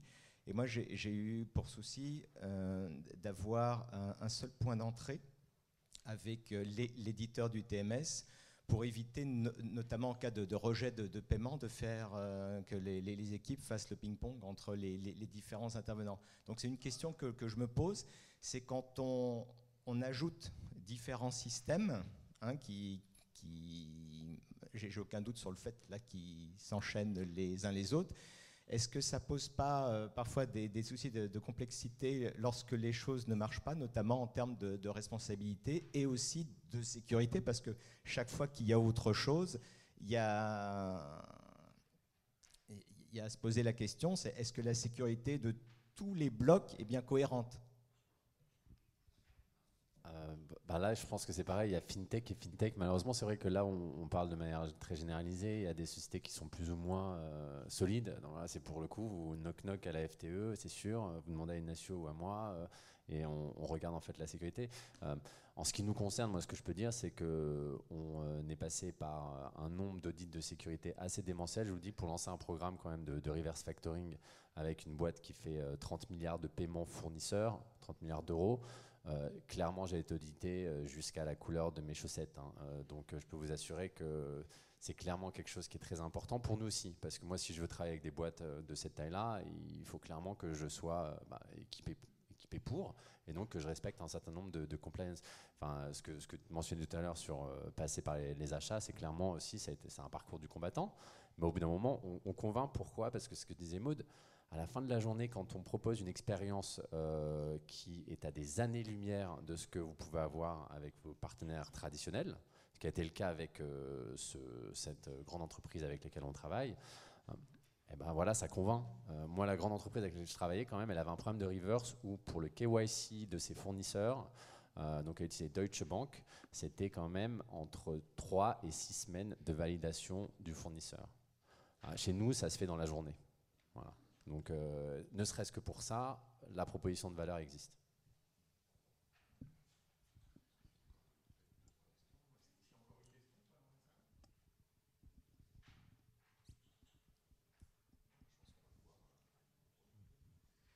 Merci à vous. Donc, je pense que, comme vous l'avez compris, l'objectif d'aujourd'hui, c'était d'ouvrir la possibilité d'aller plus loin. Et maintenant, vous savez à qui vous adresser. Et aussi, je pense que de la même manière que Cédric et Ignacio peuvent vous fournir de l'information, ils sont aussi très intéressés pour en récupérer, parce qu'on comprend que c'est beaucoup d'échanges. Donc, n'hésitez pas à partager vos propres expériences. Juste un petit mot, vous nous leviez. Merci en tous les cas pour tous les contributeurs aux commissions. Hein. Donc n'hésitez pas à venir rejoindre les centaines, Valérie, 100, 120 personnes au moins qui travaillent dans les commissions, 150 je dirais, hein, n'est-ce pas? 200, 250, 300, qui dit mieux? Bon, bonne journée à tous. Hein. Merci.